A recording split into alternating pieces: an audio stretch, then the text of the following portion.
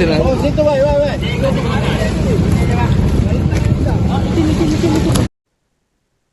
Pemirsa, seorang kru tugboat Mega, Yusuf Tangkin, berhasil selamat setelah bertahan sekitar 38 jam di dalam kapal yang terbalik.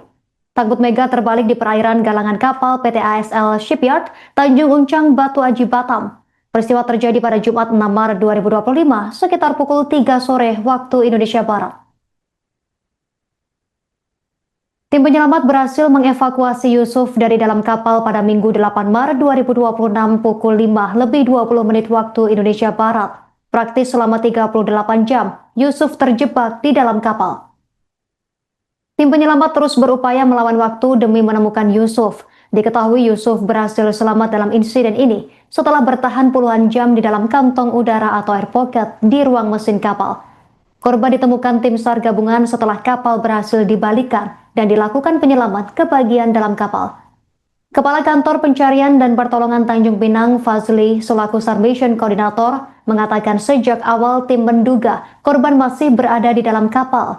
Karena itu proses evakuasi dilakukan dengan perencanaan matang, termasuk proses penarikan dan pembalikan kapal yang memerlukan peralatan khusus. Menurut Fazli, di dalam ruang mesin tersebut masih terdapat ruang kantong udara yang memungkinkan korban bertahan hidup. Setelah ditemukan, korban langsung dievakuasi dan dibawa ke Rumah Sakit Mutiara Aini Batam untuk mendapatkan penanganan medis. Saat ini Yusuf diketahui menjalani perawatan intensif di lantai 5 rumah sakit tersebut. Yusuf kemudian menceritakan detik-detik ketika kapal tugboat yang ia awaki tiba-tiba terbalik di perairan galangan kapal. Menurutnya saat kejadian pada Jumat 6 Maret 2026 sore, tugboat Mega sedang membantu proses asis kapal kargo MV Kiparisya di area Jati PT ASL Shipyard bersama beberapa tugboat lain. Lebih lanjut, ia menjelaskan bahwa saat itu tugboat diminta berpindah posisi ke sisi kanan kapal kargo. Kapal tersebut diketahui berukuran sangat besar, bahkan mencapai sekitar 255.000 GT. Sementara itu, tugboat Mega yang ia awaki memiliki ukuran jauh lebih kecil. Oleh karena itu, kapal tersebut hanya bertugas membantu proses penundaan atau asis kapal yang akan sandar. Tiba-tiba kapal miring dan langsung tenggelam. Yusuf tidak sempat melompat keluar dan memilih masuk ke kamar kru yang di sana ada ruangan peredam atau kedap udara. Selain itu, saat kejadian berlangsung, Yusuf sempat mendengar teriakan panik dari kru lainnya yang berusaha menyelamatkan diri. Saat kejadian, ia sempat mendengar teriakan karam dari kru lainnya. Karena berada di dalam lambung kapal, ia juga sempat menelan air laut yang masuk. Dalam situasi yang sangat kritis tersebut, Yusuf kemudian berusaha mencari tempat yang relatif aman di dalam kapal. Ia akhirnya masuk ke ruangan kedap udara yang berada di area kamar kru. Sebelum kapal tenggelam sepenuhnya, seorang penyelam sempat berhasil masuk ke dalam kapal dan menemukannya. Yusuf diberi senter dan 1 tabung oksigen. Beruntungnya air tidak masuk ke ruangan peredam karena bisa mengancam nyawa.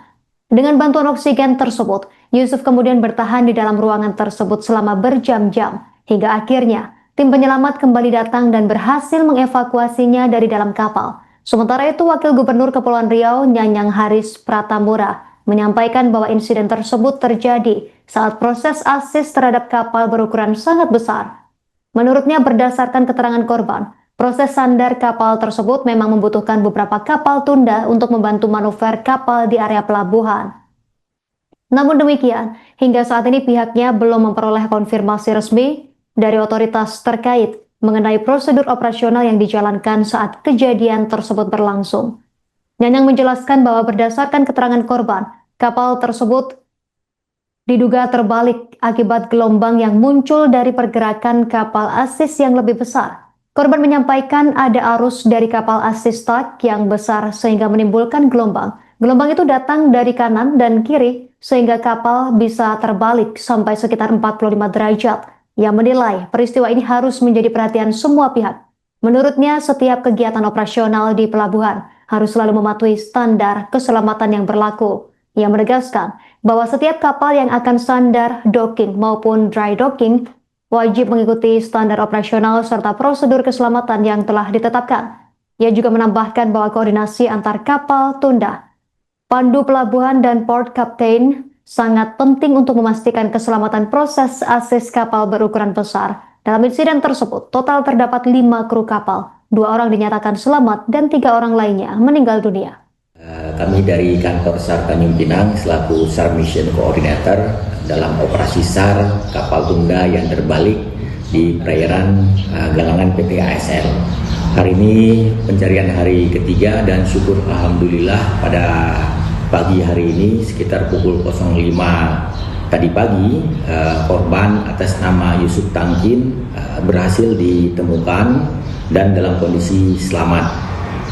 Tentunya operasi ini dilaksanakan dengan perencanaan yang sangat matang karena dari semenjak awal kita menduga korban itu masih berada di dalam kapal, sehingga proses penarikan dan pembalikan kapal sedikit memerlukan waktu karena dibutuhkan peralatan yang cukup memadai. Kemudian setelah kapal berhasil kita balikan, kemudian dilanjutkan pengecekan ke lambung kapal. Tim dari manajemen PT ASL, Basarnas, TNI, Polri, dan instansi terkait lainnya yang berada di lokasi selanjutnya melakukan penyelaman dan korban akhirnya ditemukan di ruang mesin. Dan alhamdulillah di dalam ruangan tersebut masih terdapat air paket atau kantong udara yang memungkinkan korban untuk bertahan hidup. Dan setelah ditemukan korban langsung dievakuasi, selanjutnya diserah terimakan ke Rumah Sakit Mutara Aini di Batam untuk penanganan lebih lanjut. Kami mengucapkan terima kasih kepada seluruh tim yang terlibat, baik itu manajemen PT ASL, TNI, Polri, dan instansi terkait lainnya yang ada di Batam. Secara keseluruhan untuk operasi SAR ini 2 orang korban dinyatakan selamat dan 3 orang korban dinyatakan meninggal dunia. Waktu kejadian selama menjadi mooring ataupun asis, membantu asis karena di sana ada kapalnya kan sangat besar, ada sekitar 200.000 GRT besar gitu kan, maka di sana perlu beberapa asis, katanya ada 5 asis. Saya belum konfirmasi kepada KSOP dan kegiatan di sana itu ada pot captainnya, ada tundanya atau pandunya. Jadi di sana tadi disampaikan oleh korban itu menyampaikan bahwa itu arus dari kapal asis tag yang besar sehingga menimbulkan gelombang dari kanan kiri, makanya bisa kebalik dengan 45 derajat lagi lah. Ada beberapa yang korban ini dan ini korban sangat alhamdulillah selamat dan bisa menyampaikan kepada kita semua yang terjadi sebenarnya selama ini. Ya, ini menjadi perhatian kita semua bahwa kita di pelabuhan yang pertama harus ada mengikuti aturan yang sudah ada. Disesuaikan kapal yang akan sandar ataupun yang ada docking atau dry docking ke masing-masing shipyard itu. Selama ini sudah diwajibkan untuk pandu dan tunda. Nah, tapi di sini mungkin ada kelalaian komunikasi yang harusnya itu jangan sampai terjadi. Apalagi kapalnya ada 5 kapal tunda, di sana ada pandu juga yang memonitor dan selalu koordinasi dengan pot captain yang ada di pelabuhan ataupun yang ada di shipyard tersebut. Kalau posisi kapal D ini yang mendorong ya begitu? Ya mendorong, kecil, kan? Tapi ini membantu sifatnya karena kalau yang mendorong itu ada kapal asis tag, ada harbor tag. Nah, ini berikut mooring juga kayaknya kalau kapal kecil kayak gitu. Tapi kan harus disesuaikan dengan safety juga. Disesuaikan dengan safety daripada takut tersebut. Yang pertama kami sampaikan belasungkawa dulu kepada yang terkena musibah kemarin bahwa memang kejadian ini adalah kejadian yang memang sampai saat ini masih ditangani oleh pihak wajib polisi yang namanya di proses tempat. Kemudian yang kedua bahwa memang sektor persoalannya kan ada di laut, ya kita juga menunggu hasil rapat diskusi antara KSOP dengan Basarnas di mana titik keliruannya, kelalaiannya yang memang kami dari Disnaker belum bisa menentukan atau merumuskan soal ini apakah ini menjadi kecelakaan kerja murni atau belum. Tapi kalau misalnya nanti ini masuk ke ranah kecelakaan kerja, artinya di Snaker juga akan turun tangan gimana? Sudah pasti karena kita ada Undang-Undang 170, ada Undang-Undang 13 2003 dan kita juga Permenaker 11 2023 yang itu memang ketika terjadi pekerjaan di ruang terbatas tentu itu menjadi domainnya Dinas Tenaga Kerja. Tapi hari ini kami akan menunggu hasil dari dari KSOP dan juga dari Kementerian Perhubungan. Pak, kemarin kan juga ada kunjungan Menteri ke PT ASL sendiri. Apakah ini nanti juga bakal dilaporkan ke Menteri, Pak, terkait Sudah insiden kemarin ini? Pak Dirjen juga setelah menghubungi saya dengan tim pengawasan juga bahwa memang tadinya informasi satu arah soalnya ada kecelakaan kerja yang fatalitinya luar biasa, major sifatnya, karena kemarin sudah diingatkan kalau terjadi lagi kemarin akan dikenakan sanksi seperti itu. Maka kami sampaikan juga bahwa ini ranahnya masih di ranah kementerian lain perhubungan, memang kita belum tahu apakah ini murni kecelakaan kerja yang dilakukan oleh ASL atau belum, karena kita sambil menunggu informasi. Pak, semua biaya siapa yang tanggung, Pak? Baik pengobatan sampai ini pemilik kapal tangguh PT Samudra yang akan menanggung semua biaya para korban. Dan itu sudah dilaporkan juga? Sudah dilaporkan juga. Pak, kalau tadi Bapak saya lihat ngobrol juga dengan korban, yang membuat korban bisa selamat itu dia ceritanya gimana tadi, Pak? Tadi korban sudah menyampaikan bahwa kepada kita ketika memang sudah dalam posisi seperti itu kapal terbalik, dia masuk ke ruang mesin, kemudian tidak lama tim Basarnas datang dengan penyelamnya ke dalam untuk dia tidak mau turun lalu diberikan oksigen, Pak. Bapak diberikan oksigen, dua ditinggal sampai ya tadi pagi dia kapal sudah dievakuasi dan alhamdulillah selamat. Posisi dia itu katanya di ruang kedap tadi. Di ruang kedap, di ruang mesin. Di ruang mesin. Iya. Dan itu air tidak masuk ke sana. Air tidak masuk. Artinya dia bertahan dengan berapa tabung oksigen, Pak, di dalam, Pak? Katanya satu katanya. Satu saja untuk 38 jam. Untuk 38 jam. Pak, boleh tahu Pak kalau untuk safety sendiri di sana gimana, Pak? Karena kan yang 3 ini kan meninggal. Nah itu dia nggak bisa berenang kah atau emang? Nah makanya safety kan sudah jelas ada peraturan yang lain di luar Undang-Undang 170, Undang-Undang 13 2003. Ini safety adalah di Undang-Undang Pelayaran. Nah, jadi ada di KSOP yang bisa menentukan apakah dia melanggar aturan atau tidak. Tapi kalau untuk pelampung dan lain-lain dikenakan sama korban nggak, Pak, yang meninggal dunia? Ya harusnya begitu. Seharusnya memang kalau aturan yang sederhana di kapal harus sudah disiapin pelampung dan segala macamnya dan lain-lain.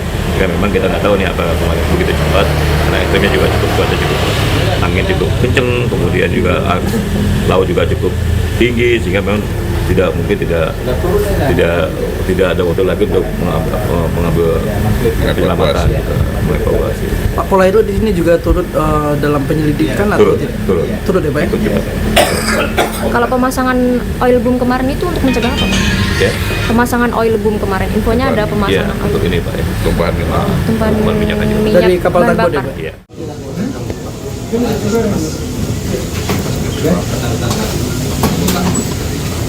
Ini pegang dulu. Baju keluarga bisa melipat diri keluarganya. Keluarganya pakai itu aja.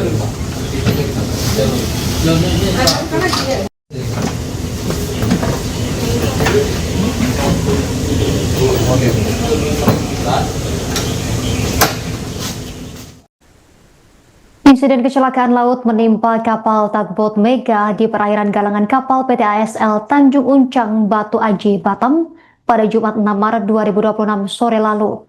Manajemen PT Pradana Samudra Lines memastikan akan menanggung seluruh biaya santunan, asuransi, hingga pemakaman korban. Pihak perusahaan bertanggung jawab penuh terhadap para kru yang menjadi korban dalam kejadian tersebut. Keterangan ini diungkapkan manajer agensi PT Pradana Samudra Lines Moh Fatur Akbar di Batam pada Sabtu 7 Maret 2026. Fatur menjelaskan saat kejadian terdapat 5 orang kru di dalam kapal tugboat. Diketahui kapal sedang melakukan asis atau membantu mendorong kapal lain. Menurut Fatur, hubungan kerja para kru berada di bawah manajemen PT Pradana Samudra Lines sebagai penyedia awak kapal, bukan sebagai agen pelayaran. Sehingga tidak ada sangkut pautnya dengan manajemen PT ASL Shipyard. Insiden terjadi ketika kondisi cuaca dan arus laut cukup kuat sehingga kapal terdorong ombak hingga akhirnya terbalik. Informasi ini diungkap oleh awak kapal yang selamat. Kejadian, sebagian kru berada di luar kapal untuk memperbaiki tali, sementara kru lainnya masih berada di dalam kapal. Fatur menyebut pihak perusahaan telah berkomunikasi dengan keluarga para korban dan memastikan seluruh korban dimakamkan di Batam.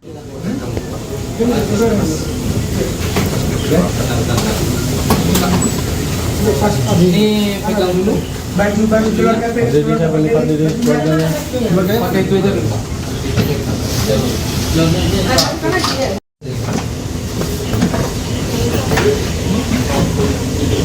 Oke.